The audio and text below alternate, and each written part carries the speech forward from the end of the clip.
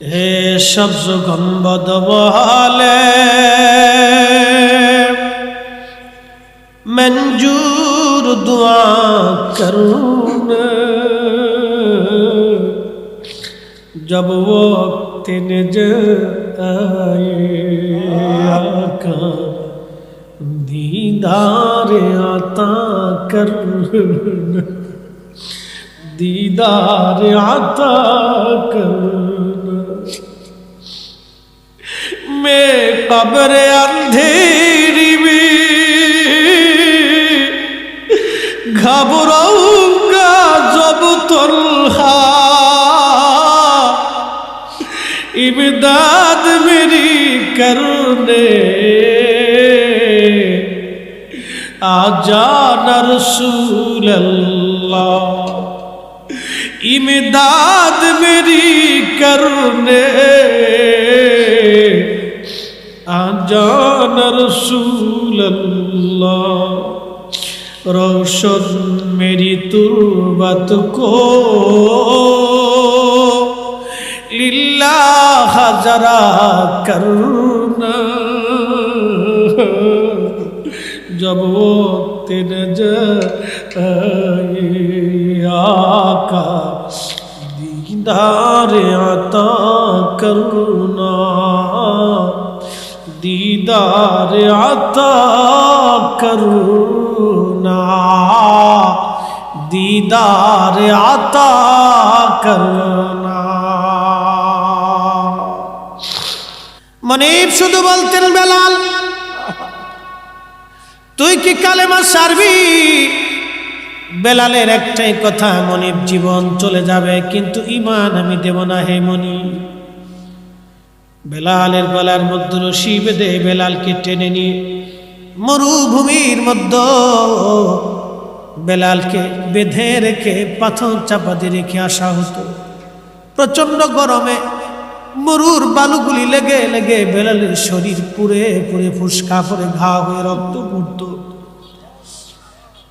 ओई पीठे बेलालके चाबुक दिये पिटानो हतो कठिन आघाते आघाते बेलालेर चामड़ा गोस्त फेटे फेटे रक्त पड़ते थाकतो कठिन कष्ट त्याग बेलालेर देखे साहाबी आबू बकरेर मने माया लागছে বললেন হুজুর বেলালের জীবন তো বড় দুর্বিষহ হয়ে গেছে প্রত্যেক দিন তাকে মদিনা মক্কার অলিগলি দিয়ে গলার মধ্যে রশি বেঁধে সারা মক্কার অলিগলি দিয়ে পিটানো হয় আর টেনে হেসড়ে বেলালের শরীরে ফুসকা পড়ে পড়ে বড় বড় গোশতের খণ্ডগুলি উঠে চলে গেছে হুজুর আপনি যদি বলেন বেলালকে আজাদ করে নিয়ে আসব 40,000 দিরহাম দিয়ে বেলালকে কিনে আনা হলো বর্তমানে 40 কোটি টাকার কম হবে না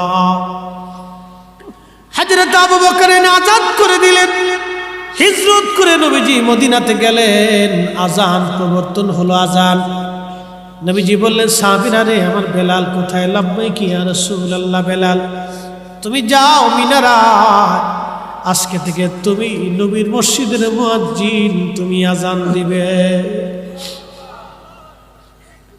চেহারা ছিল না লেখাপড়া ছিল না বেলালের হযরত বেলালের আজানের লাহান আজানের তামাচ্চু এত মজবুত ছিল আজান দিতে দেরি হতো আজান দিতে দেরি হতো বেলালের আজান দিতে দেরি হতো বেলাল রাদিয়াল্লাহু আনহু সাহাবীরা সারা মসজিদ ভরে যেতে দেরি হতো না এমন তাওয়াজ্জু ছিল বেলালের আজানে পাগল পারা বেলাল নবী দেখতে দেখতে দেখতে দেখতে আল্লাহর হাবিবের প্রতি এতটাই পাগল পারা হয়ে গেলেন বেলাল নবীকে না দেখলে বেলালের সহ্য হতো না আহা আল্লাহর নবীর ইন্তেকাল হয়ে গেল জিবরাইল আমিন এসে নবীজির কদমে আসলেন আজরাইল আলাইহিস সালামকে দিয়ে বাবে জিবরাইল দিয়ে দরজা দিয়ে সালাম দিলেন নবীজি সালামের জবাব দিলেন জিবরাইল কি জন্য আসছেন হুজুর আজরাইলকে নিয়ে আসছি আল্লাহ পাঠিয়েছে আজরাইল কথা বলবেন আপনার সঙ্গে আজরাইল আলাইহিস সালাম সালাম দিলেন নবীজি বললেন, আজরাইল কি জন্য আসছেন? বলে, হুজুর, আল্লাহ পাঠিয়েছেন। আপনার আগে এইরকম কারো হয় নাই, আপনি নবীর পরে কারো হবে না। হুজুর, আল্লাহ পাঠিয়েছেন, আপনি অনুমতি দিলে আপনার জান কবজ করব, অনুমতি না দিলে আমি আজরাইল ফিরে চলে যাব। আপনার যতদিন মন চায় আপনি ততদিন উম্মতের মাঝে বেঁচে থাকবেন। আহা! নবীজি বললেন, আজরাইল, আল্লাহর হুকুম কি রকম? বলে, হ্যাঁ, আল্লাহ আমাকে এইভাবেই ফরমান দিয়ে পাঠিয়েছেন। জিব্রাইল বলেন, হুজুর, আল্লাহর ফয়সালা এরকম, আপনি চাইলে চলে যাবেন, না চাইলে আপনি দুনিয়াতে থাকবেন উম্মতের মাঝে। তবে হ্যাঁ, মাসুক আল্লাহ আপনার দিদারে আগ্রহী হয়ে আছে গো নবীজি। নবীজি কেঁদে ফেলে দিয়ে বলেন, আজরাইল, দেরি করো না, আমাকে নিয়ে চলো, আমি আর দুনিয়ার মধ্যে থাকতে চাই না, আমার মাসুকের দিদারে আমি নবী চলে যেতে চাই। আল্লাহর নবীর ইন্তেকাল মোবারক হয়ে গেল। সাহাবীরা পাগলের মতো হয়ে গেলেন, নবী নাই, নবী নাই, নবী নাই। সারা মদিনায় কান্নার রোল পড়ে গেল, নবী নাই। হযরত ওমর পাগলের মতো হয়ে গেলেন, কেউ যদি বলো নবী নাই, আমি ওমর তার গর্দান কেটে ফেলে দিব। পাগলের মতো হয়ে গেলেন সাহাবীরা। আবু বকর থেকে থামাইলেন। প্রত্যেকজন সাহাবী নির্বাক হয়ে গেলেন। আশিক রাসূল হযরত বেলাল পাগল পারা হয়ে গেলেন, নবী নাই, কি করে বরদাস্ত করবেন, কি করে সহ্য করবেন? কিছুদিন পরে হযরত বেলাল ছোট্ট একটা গাঁঠরি বেঁধে আবু বকরের সামনে দাঁড়ায় গেলেন। আবু বকর রে, বিদায় দেন, আর মদিনাতে থাকবো না। কেন গো? আমি চলে যাব সিরিয়ার দামেস্কে, মদিনায় আমি আর থাকতে পারবো না। কি জন্য রে বেলাল? কিসের অভাব? কেউ কি তোকে গালমন্দ করেছে? না কোনো অভাব তোর আছে বল?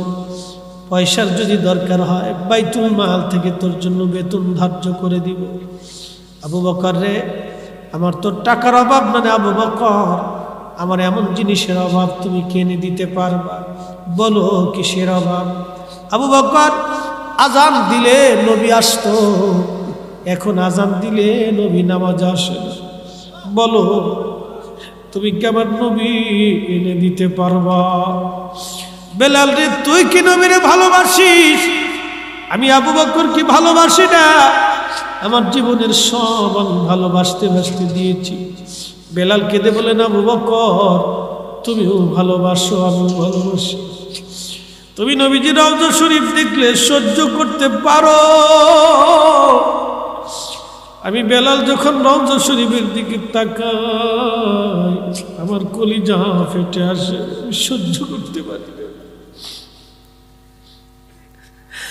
মদিনার রওজা মুবারকের পাশে দাঁড়ায় দেখবেন কত হাজি রওজা শরীফ দেখলে শুধু সালাম দিয়ে চলে যায়, কোনো অনুভূতি নাই। আবার কত হাজি পাগলের মতো কাঁদতে থাকে। কোন হাজি মদিনার থেকে ফেরার সময় পাগলের মতো কাঁদে পাগলের মতো, আর বলে, হুজুর, আমি গরিব মানুষ, কোনোদিন আর মদিনা আসতে পারবো কিনা জানি না গো নবী, বিদায় নিচ্ছি আপনার কদম থেকে। কোন হাজি কেঁদে কেঁদে পেরেশান হয়ে যায়, কোন হাজিরা কেঁদে কেঁদে পেরেশান হয়ে যায়। রওজা শরীফ দেখলে কোন হাজি চোখের পানি ফেলে ফেলে কাঁদে। পাগল পারা হয়ে যায় হাজি, পাগল পারা হয়ে যায় হাজি, পাগল পারা হয় হাজি, পাগল পারা হয় নবী বিরহ বেদনা সহ্য করতে না পেরে। হে রাসূল, তো হযরত বেলাল সিরিয়ার দামেস্কে চলে গেলেন। বহুদিন পরে নবীজি স্বপ্ন দেখাইলেন, ও বেলাল, কেমন জুলুম শুরু করছো? কতদিন হলো তুমি আমার জিয়ারতে আসো না বেলাল? আমি নবীর জিয়ারতে আইলে বেলাল। একজন সাহাবী নবীকে কি পরিমাণ ভালোবাসা দিলে, মদিনার নবী সিরিয়ার দামেশকে যা ডাক দিছে, বেলাল আয় আয় আয়। কেন বেলাল আমার সাথে জুলুম করো তুমি? বেলাল আয়, কতদিন হলো তোমার কণ্ঠে আযান শুনি না। বেলাল আয় আমার জিয়ারতে আয়। যখন নবীর আসি এই স্বপ্নখানা দেখলে, এই স্বপ্নখানা দেখার সঙ্গে সঙ্গে পাগল হয়ে মদিনাতে ছুটে আসছে তিনি। তাহাজ্জুদের সময় যখন আসছি, আল্লাহর হাবিবের রওজা মুবারক কাঠের জালি দিয়ে ঘিরে রাখা ছিল। ওই রওজা মুবারকের পাশে বসে বসে বেলাল কান্দে আর বলে, হুজুর আসতে বলেছিলেন, আমি আসছি, কিন্তু আযান দিতে বলছেন নবী গো। আযান দিলে কি আপনি আসবেন? নতুন মুয়াজ্জিন আসছে, নতুন মুয়াজ্জিন এসে দেখি নবীর মুয়াজ্জিন বসে বসে কাঁদে।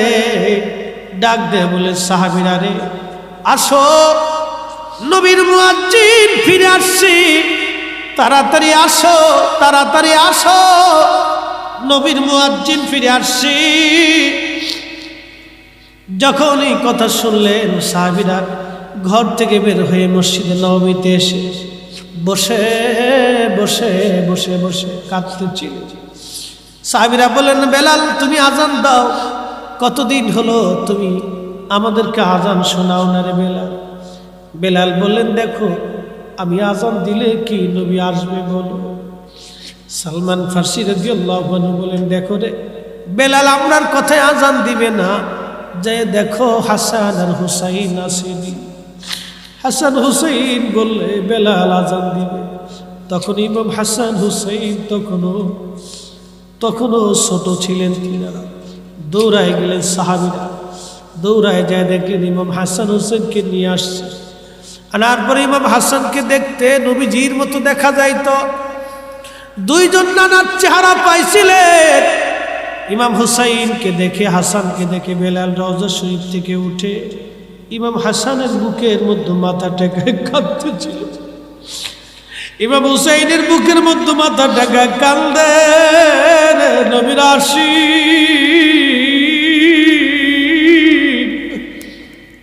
হযরত ইমাম হুসাইন হাসান ডাক দে বলেন, নানার মুয়াজ্জিন কতদিন হলো আমাদেরকে আযান শোনাও।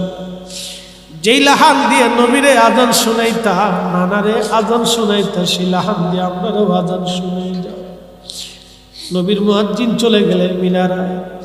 যেই ছাদের উপরে দাঁড়ায় বেলাল আযান দিতে, বনু নাজ্জার গোত্রের এক মহিলার ছাদ ছিল মসজিদ নবীর পাশে। ওই ছাদের উপরে দাঁড়ায় বেলাল আযান দিতে, ওই ছাদের উপরে দাঁড়ায় বেলাল আযান দিছে। আল্লাহু আকবার, আল্লাহু আকবার। সারা মদিনায় আযানের আওয়াজ পৌঁছে গেল। মদিনার ঘর থেকে সাহাবীরা বের হয়ে দৌড় মারছে রে। আল্লাহু আকবার, আল্লাহু আকবার বলে যখন আবার আযান দিছে, সারা মদিনার ঘর থেকে বৃদ্ধ সাহাবীরা পর্যন্ত বের হয়ে দৌড় মারছে। যখন আশহাদু আল্লা ইলাহা ইল্লাল্লাহ বলে টান দিছে, মহিলারা ছোট্ট বাচ্চাদেরকে নিয়ে ঘর থেকে বের হয়ে দৌড় মারছে। যখন বেলাল আশহাদু আল্লা ইলাহা ইল্লাল্লাহ বলছে, সারা মদিনার মানুষ কাঁদতেছে। কেঁদে কেঁদে মদিনার মানুষ হয়রান হয়ে যাচ্ছে। যখন বেলাল আবার আযান দিলেন, আশহাদু আন্না মুহাম্মাদুর রাসূলুল্লাহ,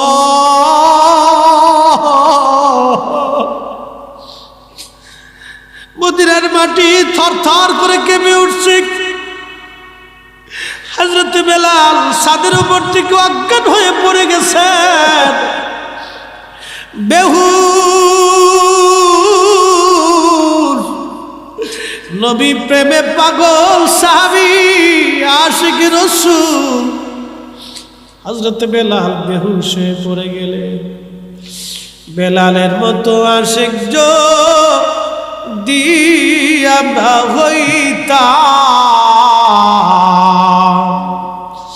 এ দুনিয়ায় নবীর দেখা পাইতাম দুনিয়ায় নবীর দেখা পাইতাম দুনিয়ায় নবীর দেখা পাইতাম। হুশ ফিরে আসলো বেলালে, রওজা শিবে যে বসে বসে কাঁদার বলে, হুজুর আজান দিতে বলেছিলেন দিয়েছি, আসতে বলেছিলেন আমি আসছি, নবী গো বিদায় দেন। ইয়া রাসূলুল্লাহ, যে আজান দিলে আপনি আসবেন না সে আজান আমি আর দেব না। চলে গেলেন নবীর আশিক। বিরহ বেদনা এত কঠিন, প্রেমের বিরহ বেদনা এত কঠিন,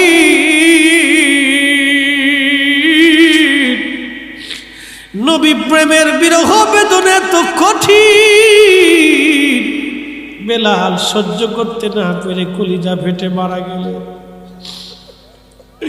বিরহ বেদনা এত কঠিন,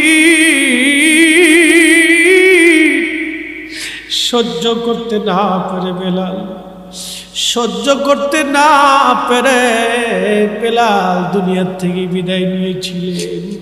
বিরহ বেদনা এত কঠিন। হে সবজ গম্বদ বহালে मंजूर दुआ करूँ जब वक्त नज़र आए आका दीदार आता करना, दीदार आता करना। मैं कब्र अंधेरी में घबराऊंगा जब तन्हा, इमदाद मेरी करने आ जाना रसूल अल्लाह, इमदाद मेरी करने आ जाना रसूल अल्लाह। रोशन मेरी तुर्बत को लिल्लाह जरा करना,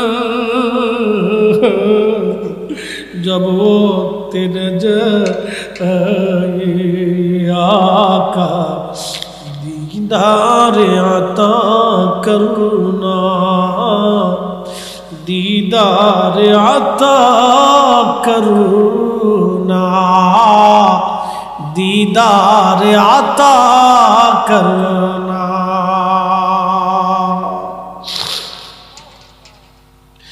এসেছেন যত নবী সকলের ইমাম, সালাম নবী তোমায় হাজারো সালাম, ইয়া নবী সালাম। মনে কিছু নিয়েন না, বসে থাকতেন, তাহলে উঠে যাবেন না তো, দোয়া করে যাবেন তো ইনশাল্লাহ। আচ্ছা, দোয়া করে গেলে আমার সার্থকতা। বাপ, আমি আপনাদেরকে দোয়ার জন্য বসে রেখেছি।